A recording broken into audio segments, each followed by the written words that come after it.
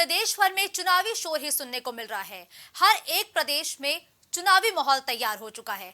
तो वहीं अगर हम यूपी की बात करें तो यहां पर चुनावी माहौल और ज्यादा गर्म होता हुआ नजर आ रहा है, क्योंकि यूपी देश भर को 80 लोकसभा सीटें देता है, यानी कि 80 सांसद देता है।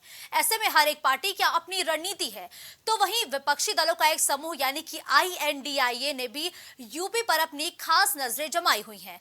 तो वहीं समाजवादी पार्टी और रालोद भी अब INDIA का हिस्सा है, लेकिन RLD ने अब समाजवादी पार्टी से 10 लोकसभा सीटों की मांग की है और 10 लोकसभा सीटों पर वो अपनी दावेदारी पेश करते हुए नजर आ रहे हैं। बुलंदशहर, मेरठ, बागपत सीट के साथ ही नगीना, मुजफ्फरपुर, कैराना सीट समाजवादी पार्टी से मांगी गई है। बिजनौर, सहारनपुर, मथुरा सीट पर भी RLD ने अपनी दावेदारी पेश की है। तो वहीं RLD ने सपा से हाथरस और मथुरा की भी सीट मांगी है, लेकिन अब अटकलें ये है कि नवंबर तक सीट शेयरिंग का जो फॉर्मूला है फिलहाल वो फाइनल होगा, लेकिन जो सूत्र लगातार हम तक पहुंचा रहे हैं वो ये है कि इस बार RLD यूपी में 9 सीटों पर अपनी दावेदारी को पेश करती हुई नजर आ रही है। तो ऐसे में क्या सीट शेयरिंग पर सहमति बन पाएगी? क्या वाकई में INDIA को लेकर जो भारतीय जनता पार्टी बयान देती है कि सीट शेयरिंग पर विपक्षी दलों का समूह तितर बितर हो जाएगा, क्या ये सच होगा? तो इसी खबर पर तमाम जानकारी के लिए हमारे सहयोगी विवेक हमारे साथ जुड़ चुके हैं।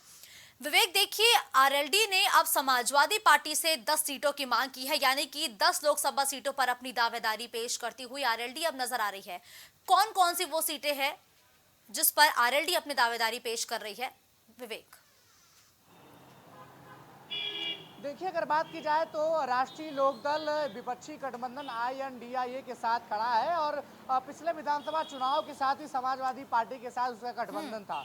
अगर देखा जाए तो वो गठबंधन अभी भी चालू है। बीच में ऐसी खबरें आ रही थी कि राष्ट्रीय लोकदल कहीं ना कहीं इस लोकसभा चुनाव को देखते हुए बीजेपी का दामन थाम सकता है, और जिस तरीके से पटना में हुई बैठक में जयंत चौधरी हिस्सा नहीं लिया था, उसके बेस पे ये खबरें चल रही थी कि रालोद जो है वो बीजेपी का दामन थाम सकता है। लेकिन अगली जो बैठक आयोजित हो गई इसमें जयंत चौधरी शामिल हुए थे बाकायदा।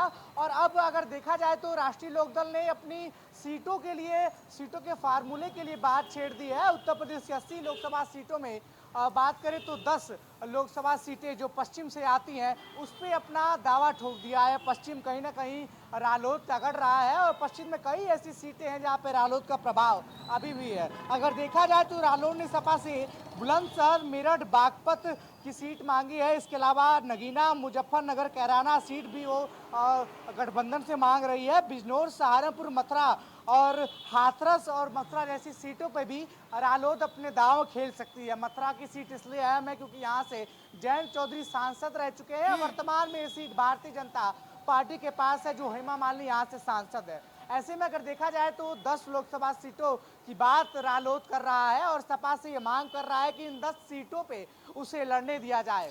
लेकिन देखिए विवेक, 10 सीटें बहुत ज्यादा संख्या में मांग रही है, क्योंकि 10% देखा जाए तो ये सीटें जो कहीं ना कहीं रालोद है वो मांग कर रही है। क्या इन सीटों पर सहमति बन पाएगी? क्या इसको लेकर जो आगामी बैठक होगी विपक्षी दलों की यानी कि INDIA की, क्या अब सीट शेयरिंग के फॉर्मूले पर भी चर्चा होगी क्या?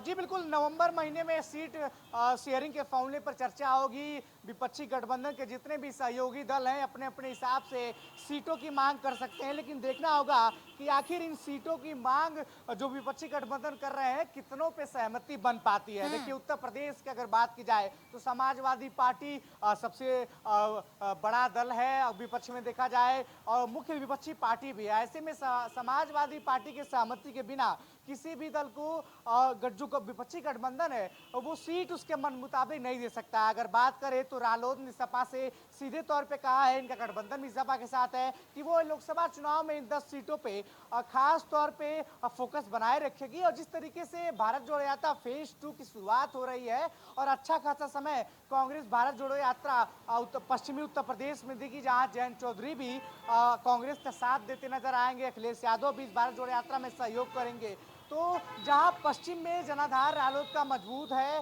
और बाकी जो अन्य पार्टियां हैं, चाहे कांग्रेस की पार्टी हो गई, वो भी पश्चिम की सीटों पे अपनी जनाधार मजबूत करने की कोशिश कर रही है। तो देखा जाए तो उस हिसाब से सबसे बेहतर जो है वो यही होगा कि सीट जो शेयरिंग का फार्मूला है नवंबर में सभी पार्टियां लेकिन देखिए विवेक, अगर हम भारतीय जनता पार्टी की बात करें तो वो पहले से ही अपने सांसदों का रिपोर्ट कार्ड तैयार कर रही है, उनके सांसदों की लोकप्रियता की जांच पड़ताल कर रही है।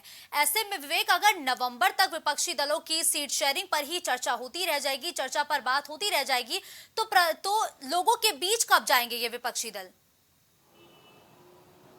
जी विवेक।